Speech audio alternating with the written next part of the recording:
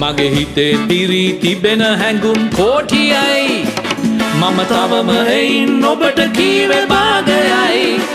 මම තවම එයින් ඔබට කීවේ භාගයයි සුන්දරයි අහිංසකයි ඔබ හරිම ලෙන්ගතුයි දවසින් දවසට මම වැඩි වැඩියෙන් ආදරෙයි මගේ හිතේ පිරී තිබෙන හැඟුම් කෝටියයි මම තවම එයින් ඔබට කීවේ භාගයයි මම තවම එයින් ඔබට කීවේ භාගයයි අයි අයි අයි ආරේ රීරි